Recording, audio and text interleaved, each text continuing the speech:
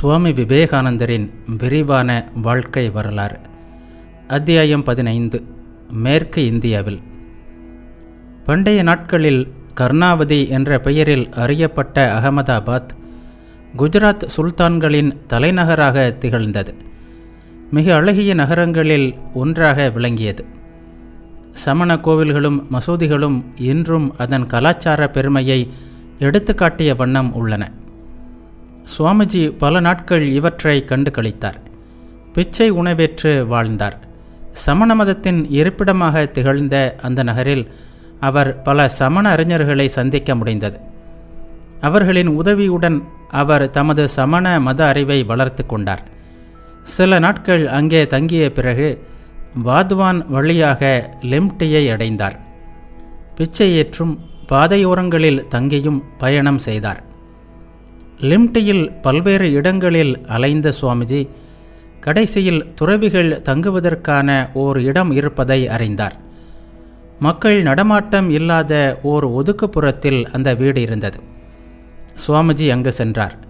அங்கிருந்த துறவியர் அவரை அன்பாக வரவேற்று அவர் விரும்பும் வரை அங்கே தங்கலாம் என்று தெரிவித்தனர். பசியாலும் களைப்பாலும் சோர்ந்து போயிருந்த சுவாமிஜி அவர்களின் உபசரிப்பை ஏற்று அங்கே தங்கினார். ஆனால் அது எத்தகைய இடம் என்பதை அவர் அப்போது உணரவில்லை. ஓரிரு நாட்கள் கழிந்திருக்கும். ஒரு நாள் பக்கத்து அறையிலிருந்து ஆண்களும் பெண்களும் ஆடுவதும் பாடுவதும் கும்மாளம் அடிப்பதுமான சத்தங்கள் கேட்டன. பார்த்தால் அந்த துறவியர் ஆன்மீக சாதனைகளின் பெயரில் காமத்தை நாடுபவர்கள் என்பது சுவாமிஜிக்கு தெரிய வந்தது. அதற்கு மேல் அங்கே தங்குவது ஆபத்து என்பதை உணர்ந்து உடனடியாக அந்த இடத்தை விட்டு புறப்பட எண்ணினார். அறைக்கதவை திறக்க முயற்சித்தார். ஆனால் அது வெளியிலிருந்து பூட்டப்பட்டிருந்தது. அவர் தப்பி விடாதிருக்க ஒருவன் காவலாகவும் இருந்தான். ஆனாலும் சுவாமிஜி கலங்கவில்லை. பின்னர் அந்த பிரிவினரின் தலைவன் சுவாமிஜியை அழைத்து, நீங்கள் ஓர் அபூர்வமான துறவி, அசாதாரணமானதொரு காந்த சக்தி உங்களிடம் உள்ளது. நீங்கள் வருடக்கணக்கில் பிரம்மச்சரியம் கடைபிடித்தவராக இருக்க வேண்டும். உங்கள் நீண்ட கால தவத்தின் பலனை நாங்கள் பெறப்போகிறோம். அதற்காக நடைபெறப் போகின்ற ஒரு சடங்கில் உங்கள் பிரம்மச்சரிய வாழ்வை குலைக்கப் போகிறோம். அந்த சடங்கின் மூலம் எங்களுக்கு அசாதாரணமான ஆற்றல்கள் கிடைக்கும் என்றான். சுவாமிஜி சற்று அதிரத்தான் செய்தார். ஆனால் இதையும் வெளியே காட்டிக்கொள்ளவில்லை. அவர்கள் கூறியதை பொருட்படுத்தாதவர் போல் நடந்து கொண்டார். அங்கே அடிக்கடி சுவாமிஜியை சந்தித்தவர்களுள் ஓர் இளைஞனும் இருந்தான். அவன் மூலமாக சுவாமிஜி அந்த நாட்டு இளவரசரான தாகூர் சாஹிப் என்பவருக்கு விபரத்தை தெரிவித்து உதவி நாடினார். இளவரசர் உடனடியாக செயல்பட்டார். வீரர்களை அனுப்பி சுவாமிஜியை அங்கிருந்து வெளியே கொண்டு வந்தார். அதன் பிறகு இளவரசரின் அழைப்பை ஏற்று அரண்மனையில் தங்கினார் சுவாமிஜி. அங்கே பல பண்டிதர்களுடன் சமஸ்கிருத மொழியில் வாதங்களிலும் ஈடுபட்டார். லிம்டியில் சில நாட்கள் தங்கிவிட்டு இளவரசரிடமிருந்து அறிமுக கடிதங்களும் பெற்றுக்கொண்டு ஜூனாகட்டிற்கு சென்றார் சுவாமிஜி. லிம்டி அனுபவத்திற்கு பிறகு தாம் பழகும் நபர்களிடமும் தங்கும் இடங்களிலும் அவர் மிகுந்த கவனத்துடன் நடந்து கொண்டார். ஜூனாகட்டில் அந்த மாநிலத்தின் திவானான ஹரிதாஸ் விஹாரிதாஸ் தேசாய் என்பவரின் விருந்தினராக தங்கினார் சுவாமிஜி. ஹரிதாஸ் சுவாமிஜியிடம் கவரப்பட்டார். அவரது எளிமை, அடக்கம், பல்வேறு கலைகளிலும் விஞ்ஞானத்திலும் அவருக்கு இருந்த திறமை, பரந்த கருத்துக்கள், மத ஈடுபாடு, யாரையும் கவரவல்ல பேச்சு திறமை, அனைவரையும் ஈர்க்கின்ற காந்த சக்தி, அசாதாரணமான ஆளுமை எல்லாம் அவர்களை வெகுவாக கவர்ந்தன. இசையிலும் அவருக்கு மிகுந்த தேர்ச்சி இருந்தது. இந்திய கலைகளின் எல்லா அம்சங்களையும் அவர் அறிந்தவராக இருந்தார். அது மட்டுமல்ல, அவர் நன்றாக சமைக்கவும் வல்லவர். சுவையான தரமான ரசகுல்லா செய்து தந்தார். நாங்கள் மிகவும் அவரிடம் பக்தி கொண்டோம் என்று பின்னாளில் எழுதினார் அவர். ஜூனாகட் வரலாற்று பிரசித்தி பெற்ற இடம். அங்கிருந்த பழைய கட்டிடங்களும் பாழடைந்த நினைவு சின்னங்களும் சுவாமிஜியின் வரலாற்று ஆர்வத்தை தூண்டின. உபர்கோட்டில் உள்ள பழைய கோட்டை, ராஜபுதன மன்னர்களின் பழைய அரண்மனை, புராதன கிணறுகள், பௌத்தர் காலத்தை சேர்ந்த காம்ப்ரோகோடியா குகைகள் என்று ஒவ்வொரு இடத்தையும் ஆர்வத்துடன் பார்த்தார் அவர். நகரத்திற்கு வெளியே அமைந்திருந்த அசோகர் கல்வெட்டு அவரது கருத்தை மிகவும் கவர்ந்தது. அது பெரிய பாறையில் அமைந்திருந்தது. மாமன்னர் அசோகர் மற்றும் வேறு 2 மன்னர்களின் கல்வெட்டுகள் அதில் இருந்தன. ஜூனாகட்டில் சுவாமிஜி இயேசுநாதர், ஐரோப்பிய நாகரிகம் போன்ற விஷயங்களை அதிகமாக பேசினார். மேலை நாட்டு மக்களின் பண்பு நலனை உருவாக்குவதில் இயேசுநாதரின் தாக்கத்தை சிறப்பாக எடுத்து காட்டினார்.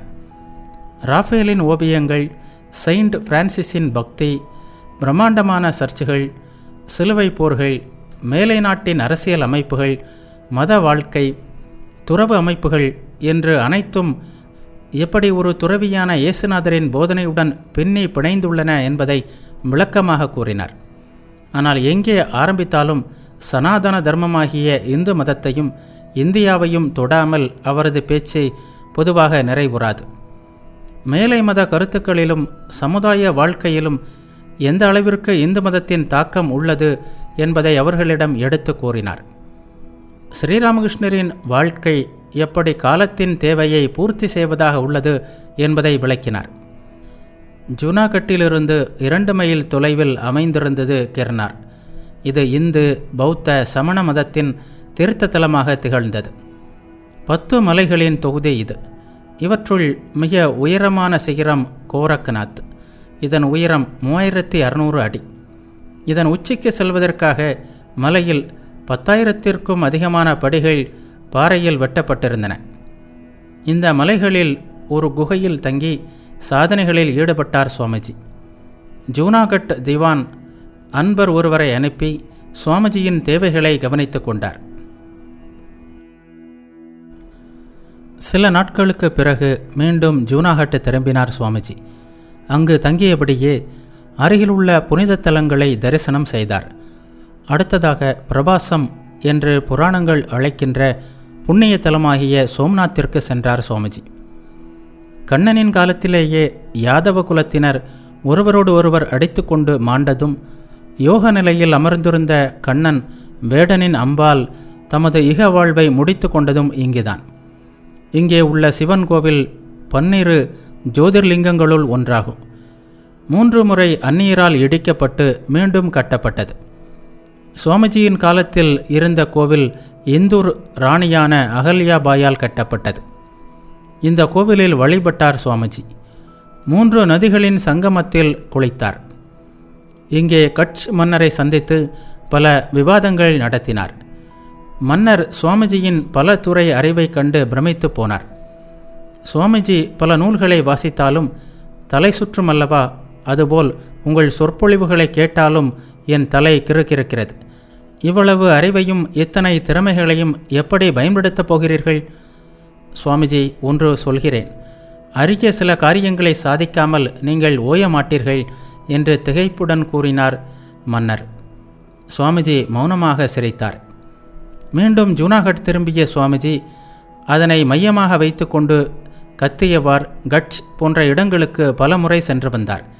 கடைசியாக அங்கிருந்து போர்பந்தருக்கு புறப்பட்டார். பக்திக்கு எடுத்துக்காட்டாக விளங்குகின்ற குசேலர் வாழ்ந்த ஊர் போர்பந்தர். சுதாமா புரி என்று பாகவத புராணம் இந்த ஊரை குறிப்பிடுகிறது. குசேலருக்கென்று புராதனமான கோவில் ஒன்று இங்கே உள்ளது. அங்கே சென்று வழிபட்டார் சுவாமிஜி. அந்த நாட்டு திவானான சங்கர் பாண்டுரங்கர் சுவாமிஜியிடம் மிகுந்த ஈடுபாடு காட்டினார். வேதங்களில் பெரிய பண்டிதராக இருந்த அவர் அப்போது வேதங்களை மொழிபெயர்த்து கொண்டிருந்தார். சுவாமிஜிக்கு சாஸ்திரங்களில் இருந்த ஆழ்ந்த அறிவை கண்ட திவான் பல நேரங்களில் தமது மொழிபெயர்ப்புக்கு சுவாமிஜியின் உதவியை நாடினார். சுவாமிஜியும் மகிழ்ச்சியுடன் அங்கே சில நாட்கள் தங்கி திவானின் பணியில் உதவினார். அத்துடன் இங்கே பாணினி சூத்திரங்களையும் பதஞ்சலியின் மகாபாஷ்யத்தையும் படித்து முடித்தார். பாண்டுரங்கர் சமஸ்கிருத பண்டிதர் என்பதுடன் மிகுந்த அரசியல் செல்வாக்கும் அந்தஸ்தும் உடையவர். வயதுக்கு வராத சிறுவர் ஒருவர் மன்னராக முடிசூட்டப்பட்டிருந்ததால் ஆட்சி மிகவும் சீர்கேடுற்ற நிலையில் இருந்தது. எனவே ஆங்கிலேய அரசாங்கம் பாண்டுரங்கரிடம் நிர்வாக பொறுப்பை ஒப்படைத்திருந்தது. அவர் நாட்டை திறமையாக பரிபாலித்ததுடன் பல ஐரோப்பிய நாடுகளுக்கும் சென்று வந்தார். இந்த பயணங்களின் காரணமாக பிரெஞ்சு, ஜெர்மன் போன்ற பல ஐரோப்பிய மொழிகளையும் அறிந்திருந்தார். தமது தாய்மொழியான மராட்டியை தவிர 7 மொழிகள் அவருக்கு தெரிந்திருந்தது. அவரது நூல் நிலையம் மிகவும் பெரியது. நீண்ட நேரத்தை அவர் அதில் செலவிட்டார். அந்த நூல் நிலையத்தால் மிகவும் கவரப்பட்டார் சுவாமிஜி. அதற்காகவே மீண்டும் இங்கே வந்தார். வேண்டிய நாட்கள் தங்குவதற்கும் நூல் நிலையத்தை பயன்படுத்துவதற்கும் சுவாமிஜிக்கு மனமுவந்து அனுமதி வழங்கினார் பாண்டுரங்கர். பாண்டுரங்கருக்கு 2 மகன்களும் 3 மகள்களும் இருந்தார்கள். ஒரு நாள் அவர்களுடன் பண்டிதரும் சுவாமிஜியும் கடற்கரைக்கு சென்றார்கள். கடற்கரையில் 3 பெண்களும் மணலால் வீடு கட்டி கைகொட்டி பார்த்தபடியே அதை சுற்றி வந்து விளையாடி கொண்டிருந்தார்கள். சுவாமிஜியும் அவர்களுடன் சென்று அவர்களுடனேயே கைகொட்டியபடி சுற்றி வந்து மகிழ்ந்தார். பிறகு 2 சிறுவர்களையும் தோளில் தூக்கி கொண்டு படகில் சிறிது தூரம் நீருக்குள் சென்று அங்கே அவர்களுக்கு நீந்த கற்றுக் கொடுத்தார். பண்டிதருடன் நீண்ட நேரம் குதிரை சவாரி செய்தார். அவரது மனைவிக்கு புது புது சமையல் கலைகளை கற்றுக் கொடுத்தார். மொழிபெயர்ப்பு பணியின் காரணமாக சுவாமிஜியுடன் கலந்து பேச பேச சுவாமிஜியின் ஆழ்ந்த அறிவையும் புதுமையான கருத்துக்களையும் கண்டு திவான் மிகுந்த ஆச்சரியத்திற்கு உள்ளானார். ஒரு நாள் சுவாமிஜியிடம், சுவாமிஜி, நமது நாட்டில் நீங்கள் பெரிதாக எதையும் சாதிக்க முடியும் என்று தோன்றவில்லை. உங்கள் கருத்துக்களை ஏதோ ஒரு சிலர் ஏற்றுக்கொள்ளக்கூடும். நீங்கள் மேலை நாடுகளுக்கு போக வேண்டும். அங்கே மக்கள் உங்களை புரிந்து கொள்வார்கள், உங்கள் மதிப்பை உணர்வார்கள். அழிவற்றதாகிய நமது சனாதன தர்மத்தை அங்கே போதிப்பதன் மூலம் மேலை கலாச்சாரத்திற்கே நீங்கள் ஒரு புத்தொளி ஊட்ட முடியும். நான் மேலை நாட்டிற்கு சென்றிருக்கிறேன். அறிவுஜீவிகள் பலரை சந்தித்திருக்கிறேன். அவர்கள் இந்து சாஸ்திரங்களையும் இந்து தத்துவங்களையும் அறிந்து கொள்ள மிகவும் ஆவலாக இருக்கிறார்கள்.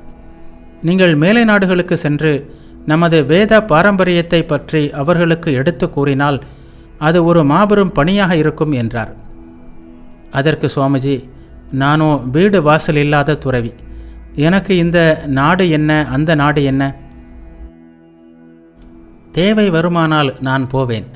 அது எப்படி சாத்தியம் என்பதும் எனக்கு தெரியாது என்று பட்டும் படாமலும் பதிலளித்தார். பிறகு திவான் சுவாமிஜியிடம், சுவாமிஜி, நீங்கள் பிரெஞ்சு மொழி கற்றுக்கொள்ள வேண்டும். உங்களுக்கு அது பயன்படும் என்றார். சுவாமிஜியும் அங்கே பிரெஞ்சு மொழியை கற்கத் தொடங்கினார். இங்கிருந்து ஆலம்பஜார் மடத்தில் தமது சகோதர துறவிகளுக்கு பிரெஞ்சு மொழியில் ஒரு கடிதமும் எழுதினார். பாண்டுரங்கரின் வார்த்தைகள் சுவாமிஜியின் இதய ஆழங்களில் ஏதோ ஒரு இழையை சுண்டி இழுப்பது போல் இருந்தன. இனம் புரியாத ஒரு தவிப்பில் அவர் ஆழ்ந்திருந்த வேளை அது.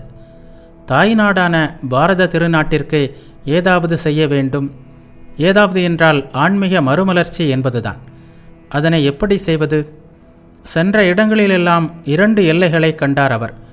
ஒரு பக்கம் சில சடங்குகளையும் சம்பிரதாயங்களையும் வட்டார வழக்கங்களையும் இறுக பற்றி கொண்டு இதுவே மதம், இதுவே ஆன்மீகம் என்ற அறியாமை இருளில் ஆழ்ந்து கிடந்த பழமைவாதிகள்.